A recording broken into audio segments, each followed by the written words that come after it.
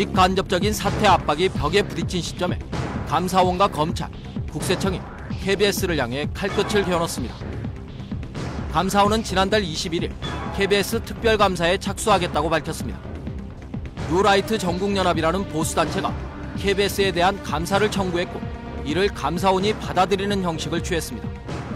감사원은 이에 대해 국민감사 청구에 대한 적법한 심사를 거쳐 이뤄진 것일 뿐 정치적인 의도는 없다고 말합니다. 저희들이 나름대로 어떤 합당한 사유가 다 있는 거고 무슨 법에 없는 부당한 감사를 진행한다거나 그런 것도 저는 아닌 마당에서 굳이 일일이 해명할 필요성을 사실 못 느끼거든요. 그러나 보수 신문들을 제외하고는 감사원의 설명을 곧이곧대로 믿지 않았습니다.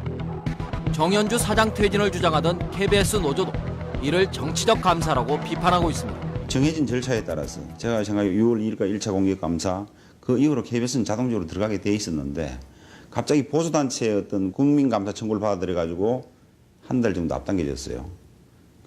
대부분 출발부터가 저는 의혹이 있다고 보는 거예요. 정현주를 쫓아내기 위해서 저는 감사가 들어왔다고 생각합니다. 감사원에 이어 검찰도 나섰습니다. 검찰은 3번에 걸쳐 정현주 KBS 사장의 출두를 요구했습니다. 정 사장이 국세청과의 2천억 원대 세금 소송을 포기하고 500여억 원만 환급받은 데 대한 전직 직원의 고발을 조사한다는 명분입니다.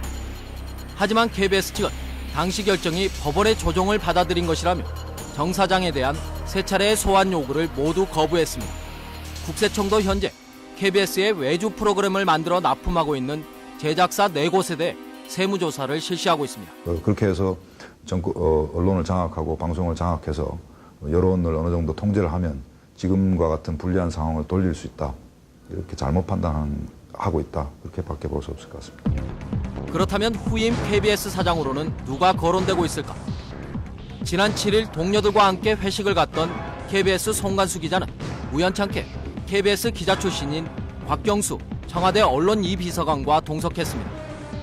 조금의 술이 오가고 송 기자는 곽 비서관의 황당한 발언을 들었다고 말합니다. 얘기를 하는 과정에서 조금 갑작스럽게 KBS 이대로는 안 된다. 김모 선배로 갈 수밖에 없다. 이런 얘기를 했거든요.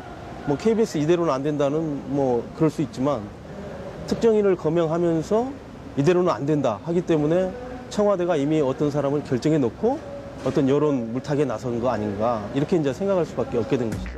실언을 할 만큼 만취한 상태도 아니었고 KBS 기자들의 항의에도 곽 비서관이 잇따라 같은 말을 반복했다는 게 송 기자의 말입니다. 그때 상황이 그렇게 술에 만취가 돼 있는 상황이었어요? 전혀 그런 상황 아니었습니다. 청와대가 KBS 사장 만들어내는 데냐 당연히 그런 반발이 있을 수밖에 없잖아요. 그런데 거기에 대해서도 그 양반은 그게 당연한 듯이 얘기를 했고. 곽 비서관이 언급했다는 김인규 씨는 KBS 보도이사를 거쳐 지난 대선에서 이명박 캠프의 방송 전략실장을 지낸 인물입니다.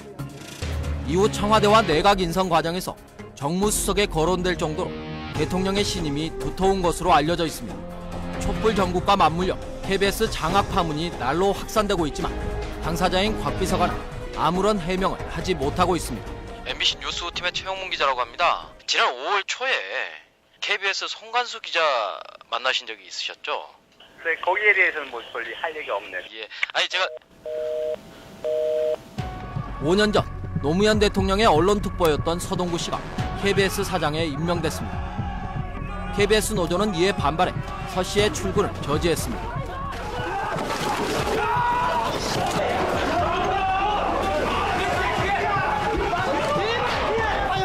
결국 7일 만에 서 씨는 낙마했습니다. 대통령 후보의 특보를 지냈다는 이유로 당시 한나라당도 서동구 씨의 KBS 사장 임명을 강력히 성토했습니다. KBS 이사회가 대선 당시 노무현 후보의 특보를 신임 사장으로 임명제 청하기로 결정한 것은 매우 유감이다. 대통령 측근이 사장에 임명된다면 공영방송의 정치적 중립성과 공정성은 심각하게 훼손될 것이다. 철회하라. 하지만 불과 5년 만에 한나라당의 이 같은 입장은 정반대로 뒤바뀌었습니다. 특보를 했다는 이유만으로 사장을 못하게 하는 것은 적절한 문제제기가 아니다. 추천 과정에 문제가 있어 반대한 것이지 특보를 했다는 이유만으로 안 된다고 하지 않았다. 최영문 기자, 우리가 정권을 잡으면 방송계를 새하얀 백지에 새로 그려야 한다. 이런 말을 한 사람이 있어요. 그 한나라당 추천으로 방송위원이 된 사람인데 대통령 선거 약 1년 전쯤에 한 얘긴데요. 뉴스 후에서도 한배 탄 사람들이라는 제목으로 보도를 한 적이 있었는데요. 네. 지금 이 시나리오가 작동되는 건 아닙니까? 당시 술자리에서는 정권 교체를 위해서는 국가 신인도를 떨어뜨려도 된다는 말도 나왔습니다. 대선에서 이기기 위해 방송을 어떻게 다뤄야 하는지, 또 대선에서 이기면 방송을 어떻게 해야 하는지 등의 이야기도 거침없이 쏟아졌는데요.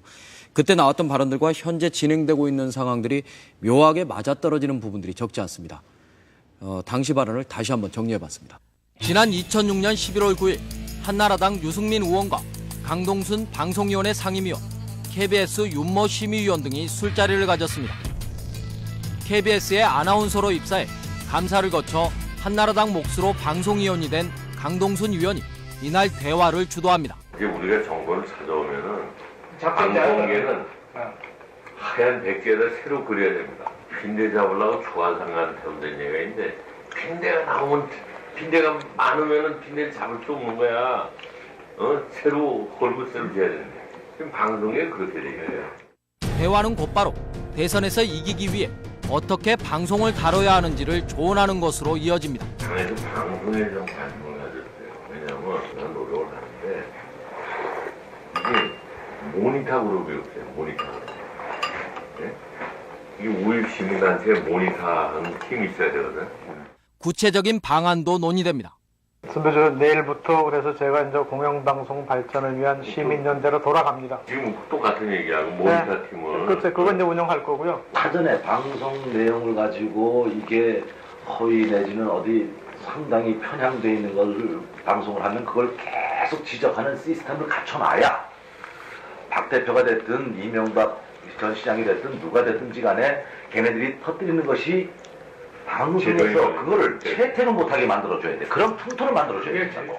이날 대화에서 언급된 공영방송 발전을 위한 시민연대는 줄곧 KBS와 정연주 사장을 공격하는 데 앞장서온 단체로 김금수 이사장의 사퇴 이후 이사장에 선임된 유재천 한림대 교수가 이끌던 시민단체입니다.